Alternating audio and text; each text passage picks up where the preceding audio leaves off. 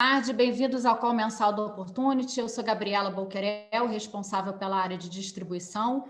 A gente está aqui hoje, como sempre, com o Marcos Molica, fazendo a parte macro, falando um pouco sobre cenário, sobre a atribuição do fundo total, marketing, Opportunity Capital Previdência. E dessa vez a gente vai apresentar também o Marcos e o Stefano. Marcos e Stefano já estão conosco há bastante tempo e estão trabalhando agora em conjunto com o Dório Ferma, que é o nosso CIO e sócio fundador do Opportunity, na gestão do Opportunity Selection e Opportunity Long Biased. Além desse fundo, a gente também, na estratégia Long Biased, a gente fez uma versão previdenciária recentemente, então foi uma iniciativa em parceria com a XP é a seguradora, e esse fundo está disponível nas plataformas também. Boa tarde, Molica, passo a palavra para você. Obrigado a todos pela presença. Eu vou falar sobre o desempenho do Opportunity Total no mês passado e um pouco da estratégia do fundo que nós estamos vendo para esse mês. No mês de fevereiro, acho que um mês difícil aqui no mercado, a gente teve ganhos no mercado internacional, principalmente em juros e bolsas, mas a performance foi comprometida pelo desempenho dos mercados brasileiros, principalmente o mercado de juros. O fundo teve uma performance de menos 0,74 no mês. O cenário, eu acho que tiveram algumas alterações na nossa visão do cenário. Eu vou começar pelo cenário internacional. No cenário internacional, eu acho que ficou claro aí ao longo do último mês que a fase mais fácil do ciclo ela ficou para trás. Era uma fase em que você tinha estímulos fiscais e monetários abundantes, uma enorme ociosidade na economia e, ao mesmo tempo, os juros muito para baixo em todas as maturidades da curva. Então, todos os vetores apontavam para a mesma direção e você tinha uma alta aí praticamente em todos os mercados e a necessidade de ter seletividade, eu acho que era reduzida nesse momento. Basicamente, o mercado estava com uma visão bullish em todos os mercados. Eu acho que ao longo de fevereiro, à medida que ficou claro aí o tamanho do pacote fiscal americano, também a evolução das vacinas, países como Estados Unidos, Grã-Bretanha e Israel, eu acho que começaram um ritmo de vacinação muito rápido, principalmente nos Estados Unidos. Isso despencou aí a taxa de contágio, de hospitalização, já começa a ter efeitos palpáveis e, obviamente, a implicação é de uma retomada da atividade mais rápida nos próximos meses. Esses fatores, assim, a reabertura da economia de maneira mais veloz e a montanha de estímulos que foi aprovada, começaram a trazer preocupações para o mercado, criar uma onda reflacionária, vamos dizer assim, onde você teve uma recomposição dos prêmios de inflação em todas as curvas, e o mercado começou também a antecipar um pouco o ciclo de alta do Fed. Então, o Fed, apesar de estar dizendo que as taxas vão ficar constantes ao longo de 22 e 23, o mercado já começou a colocar altas de juros nesses 2 anos. Então, a gente tem quase 3 altas precificadas aí até o final de 2023. Então, o cenário ficou mais complicado agora, porque a gente continua com a visão de ser um cenário extremamente positivo para risco. O Fed não deve se mover tão fácil, tão cedo, quanto o mercado começou a esperar. Eu acho que tem muita ociosidade ainda na economia e o Fed vai ser muito paciente. Já disse isso em algumas oportunidades. Mas o mercado começou a antecipar essas altas, as curvas estão mudando de patamar e os mercados estão ficando muito mais sensíveis à mudança nos juros americanos. Então, eu acho que esse é um vento contra que vai estar com a gente nos próximos meses, não vai sair daqui. Eu acho que a taxa americana está muito longe ainda do equilíbrio, e eu acho que mesmo o Fed não agindo, a gente vai ter um movimento, principalmente da parte mais longa, 10 anos, 30 anos, vamos continuar a ter uma renormalização assim do nível de taxas. Qual a implicação disso? Eu acho que nisso o mercado vai se tornar muito mais seletivo. Então, ficou claro que é um ambiente mais difícil para emerging markets. Tivemos um outflow generalizado em emerging markets com essa abertura de taxas, e o mercado vai buscar casos mais sólidos nesse momento. Então, do ponto de vista de alocação da nossa carteira no cenário internacional, a gente continua long bolsas, principalmente Estados Unidos e Europa, que a gente acha que essa retomada da atividade vai continuar de maneira bastante acentuada nos próximos meses. Apesar de a gente achar que os preços já andaram muito, eu acho que continuam sendo os mercados que vão dominar essa retomada. Mas a gente tem posições tomadas em juros em alguns países que a gente vem administrando aí nas últimas semanas. Então, a gente tinha posições tomadas nos Estados Unidos, Chile, UK, e a gente acha que esses países estão avançados aí na vacinação e vão ter uma retomada e os juros vão continuar pressionados para cima. Então, esse é o tema que a gente explora diretamente, via uma posição apostando na alta de juros desses países.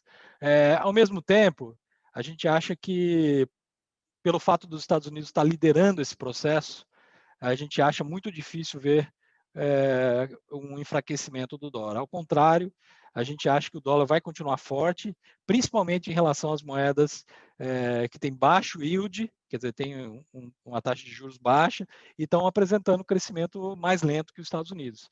Então, a gente mantém posições longas, compradas em dólar, contra ien, contra o franco suíço e contra o euro. A gente vem administrando essas posições aí, não, é uma posição que a gente gosta estrategicamente nesse momento. Então, o cenário internacional é basicamente isso. A gente está long risco através das bolsas, mas com uma proteção. Eu nem gosto de chamar de proteção, é uma aposta direcional mesmo, de que os juros vão continuar subindo e que o dólar vai continuar forte. Então, essa é o que mudou na composição do nosso portfólio internacional. Localmente, a situação fica mais complicada, né, do Brasil. Acho que esse cenário internacional deixou de ser extremamente favorável e o mercado, como eu disse, vai se tornar mais seletivo. E aí você entra na situação atual do Brasil. A gente está no pior momento da pandemia. Eu acho que a pandemia é o driver principal aqui dos mercados locais. Inclusive, a guinada mais populista aí da classe política, eu acho que se deve à piora dessa trajetória da pandemia. Com isso, as reformas ficam de lado, a pressão por mais gastos aumenta incontrolavelmente, e o governo tende a responder de maneira de certa forma, acalmar os ânimos da população. Então, foi isso que aconteceu, a gente dominou o cenário aí, a aprovação do mais um pacote emergencial, a PEC emergencial, que seria para dar algumas contrapartidas para esse gasto, ela foi muito esvaziada, restaram poucos dispositivos aí que não são efetivos no curto prazo, e a gente está num cenário aí que ainda não conseguiu passar muita credibilidade, que vai retomar a trajetória de austeridade fiscal. Então, por isso, a gente está mais cauteloso aí com os ativos brasileiros. Nesse contexto, o dólar está mais pressionado, está trazendo já problemas para a inflação. Esse é um problema sério que a gente está vendo. Com essa alta de commodities, o câmbio deveria estar apreciando fortemente, e com essa confusão fiscal que a gente tem aqui, a gente está vendo uma forte depreciação do real. Isso está se refletindo numa aceleração da inflação, ainda contida no setor de bens, mas dada a insegurança aí com o cenário fiscal, ela pode contaminar outros setores, e aí se tornar um problema inflacionário de fato. Então, para evitar que isso aconteça, a gente está esperando que o Banco Central inicie um processo de alta de juros. Esse processo de alta de juros está se tornando mais urgente, porque a inflação já está flertando com o topo da banda. A gente já está vendo a inflação esse ano para perto de 5. Então, é um nível preocupante que o Banco Central tem que reagir, e eu acho que vai já subir os juros na próxima reunião do dia 17 de março, subir em 50 basis points, e o ciclo pode ser um pouco maior. Eu acho que ele vai acabar acelerando o ritmo de altas para 75 basis nas reuniões seguintes, e isso mirando um ciclo aí de uns 300 basis points no mínimo, então levando a taxa básica de juros para 5% esse ano. Então, o cenário Brasil mais desafiador. A gente está praticamente zerado no mercado de juros. A gente acha que, apesar de ter muito prêmio, o mercado precisa de um balizamento melhor do Banco Central para acalmar um pouco. E aí sim a gente vai procurar alguma oportunidade. Eu acho que virando a página desse auxílio emergencial, o grosso do ruído político fica para trás. Eu acho que pode ter uma acalmada. E eu acho que o real está um pouco fora de preço. Se acalmar um pouco, o real estava precificando um cenário quase de ruptura aí fiscal. Eu acho que não vamos partir para isso. A virada da página, e eu acho que à medida que a vacinação avançar aqui no Brasil, a gente pode acalmar um pouco. Eu acho que o real, a gente olha com bons olhos nesses níveis, tem vontade de ficar longo o real aqui, obviamente com um olho nesse cenário internacional. E a bolsa brasileira é a única bolsa, é uma das poucas bolsas que está caindo no ano. Acho que abriram-se oportunidades interessantes.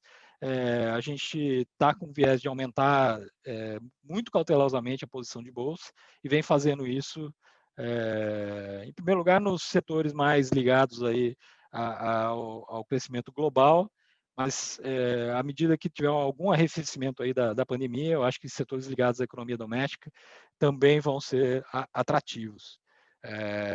Então, é esse basicamente o nosso portfólio. A gente está mais com um foco maior no cenário internacional, que é onde a gente tem grande convicção, e aqui no cenário doméstico a gente vê um deslocamento de preço provocado pelo nível de certeza excessiva dos últimos 2 meses, que a gente acha que vai arrefecer. Então, tem algumas oportunidades, mas eu diria que a nossa postura no Brasil é muito mais tática. A gente vem aproveitando distorções e sem uma visão mais estrutural de ter posições grandes em Brasil para carregar por vários meses. Simplesmente aproveitar as distorções que surgiram no meio dessas últimas semanas, que foram bastante caóticas. Então, do meu lado é isso. Obrigado pela presença de todos. Se tiver alguma dúvida, por favor, nos encaminhe. Obrigada, Molica. Bom, em relação à performance de fevereiro, vou falar um pouco sobre a atribuição do Selection e do Long Biased. O Selection teve um resultado negativo ali de 7,1 no mês, contra 4,4 do Ibovespa, e o Long Biased teve um desempenho negativo de 5,1 no mês. No ano, o Selection teve uma queda de 7,1 contra 7,6 do Ibovespa, e o Long Biased teve um resultado negativo de 4%.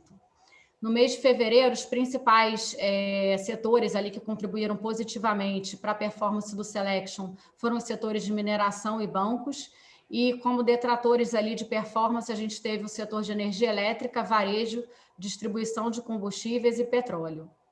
Essa mesma atribuição de performance se aplica ali ao Long Biased, mas no Long Biased, além dessa carteira, né, a gente tem também o componente direcional.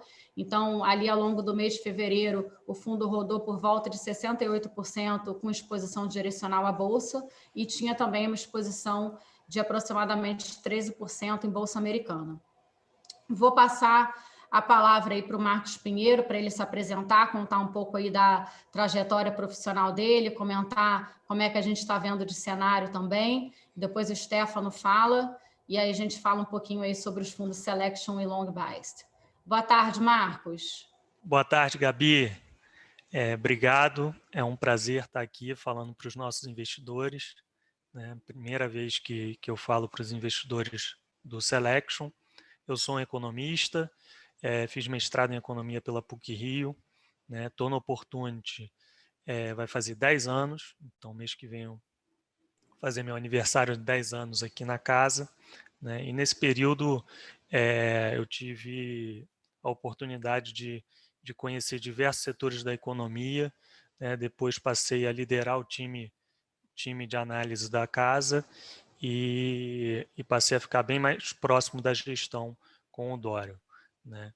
Eu fui também professor do curso de análise de investimentos da PUC-Rio durante 3 anos, né? E hoje sou membro do Conselho de Administração da Equatorial Energia. Tá. Eu queria passar para o Stefano, antes de seguir no cenário, para ele poder se apresentar e depois a gente conversa sobre as posições e como a gente está vendo a economia. Boa tarde, Marcos. Obrigado. Também queria agradecer a oportunidade de estar falando com todo mundo aqui. É um prazer.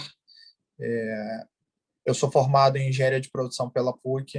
Minha carreira profissional foi basicamente construída em 2 lugares. O primeiro, lá em 2012, eu comecei numa asset que já não existe mais, chamada Paulus Capital. Lá, minha trajetória foi muito parecida com a maioria das pessoas que trabalham em asset. Comecei como estagiário e, eventualmente, acabei me tornando sócio até o fechamento da empresa em 2018. 3, 4 meses depois, eu recebi um convite para trabalhar no Opportunity.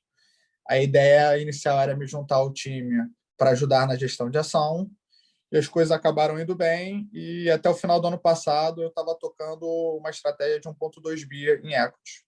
Marcão, pode falar um pouco do cenário. Bom, acho que hoje em dia é difícil falar de investimento, de economia, sem a gente falar um pouquinho da pandemia, né? A gente, no Brasil, está vivendo um período dificílimo de agravamento da pandemia, né? Várias restrições à mobilidade voltaram a vigorar no passado recente. O número de mortes hoje, né, está batendo recordes. Então, a gente está vivendo um cenário bastante difícil no que tange à pandemia. É importante, né, a gente tentar ver nesse cenário quais são as principais oportunidades para os nossos fundos, né? O governo demorou bastante tempo para vacinar a população, para comprar as vacinas, né? E a gente está progredindo lentamente no processo de vacinação.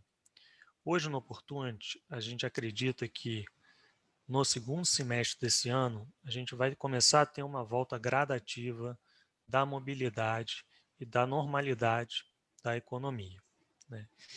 E na Bolsa de Valores, em particular, a gente viu diversos setores que foram bastante afetados por essa pandemia e pela Covid-19, né? Eu posso citar aqui para vocês o setor de varejo vestuário, o setor de shopping centers, o setor de turismo, o setor de aviação, enfim, foram muitos setores e principalmente setores ligados ao comércio, né, que sofreram bastante durante esse período, né. Quando a gente olha hoje para o valuation dessas empresas na bolsa, a gente acredita que tem um desconto muito excessivo, né, e que elas precificam uma mudança de hábito da população, né. Dito isso, a gente acredita que várias oportunidades ainda estão bem interessantes em setores associados à pandemia que sofreram muito impacto com a redução de mobilidade, né? E esses setores, com a volta da mobilidade a partir do segundo semestre de 2021, deveriam ter uma normalização das suas receitas. Além disso, várias empresas ligadas a esses setores, né, empresas menores, empresas com mais dificuldade de capital de giro, mais dificuldade de conseguir financiamento, sofreram muito, porque tiveram que manter todos os seus gastos de custeio, né, gastos com aluguel, com pessoal, né, e viram suas receitas caírem drasticamente. Então, muitas dessas empresas quebraram, né, faliram, fecharam as portas, e a gente acredita que várias empresas listadas em bolsa que vão atravessar a pandemia, quando a gente tiver a normalização do cenário, a gente acredita que várias vão estar ainda mais fortes, né? Além disso, a pandemia forçou os governos a atuarem muito agressivamente do lado fiscal, né? No Brasil, a gente teve uma atuação bastante expressiva e isso levou ao endividamento muito grande do governo brasileiro. Hoje, o índice de dívida PIB já está atingindo 90% do PIB, né? E aí, o que acabou acontecendo, né? Nesse período todo, desde 2020 até hoje, a gente viu uma apreciação muito forte da moeda americana, né, ao redor de praticamente entre 35% e 40%, né, e a gente associando essa apreciação ao cenário externo de aumento de preço das commodities, a gente tem uma segunda oportunidade importante sobre a qual eu queria falar aqui para vocês, que é no mundo das commodities, né? Hoje a gente vê um cenário de preços bastante altos, de empresas que estão tendo retornos super atrativos, né? Estão gerando muito caixa e com destaque aí para o setor de minério de ferro, né? Essa é uma posição também muito importante do nosso fundo. A gente tem uma equipe que faz um trabalho bastante minucioso, né, para mapear a oferta e a demanda, e a gente acredita que nos próximos 12 a 24 meses as condições de oferta e demanda vão se manter bastante apertadas, né? Então, a gente acredita na manutenção de um preço muito elevado no setor de minério de ferro para os próximos 2 anos. Eu gostaria de passar agora a palavra também para o Stefano, para ele comentar um pouquinho sobre as mudanças recentes que a gente teve do lado político e falar um pouco mais sobre o posicionamento do fundo Long Biased. Marcão, acho que um ponto interessante que você falou sobre mobilidade, que de fato a vacina parece ser uma realidade, quando a gente olha a estatística de hospitalização e de morte, a gente vê que o grupo de risco hoje, que são mais ou menos 15% da população, representam 77% da mortalidade e uns 60% da utilização de capacidade de UTI. Então, assim, quando você fala que a gente vai vacinar, de fato, eu acredito que o mercado também deveria começar a antecipar nesses temas de mobilidade uma retomada na economia. Então, assim, até aproveitando um pouco desse lado político que você falou, eu acho que o grande destaque que aconteceu recentemente foi sobre a decisão do Fachin. Mas, dito isso, a gente acabou aproveitando esse movimento de correção para aumentar em nomes que a gente acredita ter boas assimetrias, muito ligados nesse tema de mobilidade e de saúde. E o fundo hoje acaba estando um pouquinho mais defendido por essa antecipação de discussão eleitoral, está com 55% comprado no Brasil e 12% lá fora. Lá fora continua muito parecido como a gente já estava no mês passado.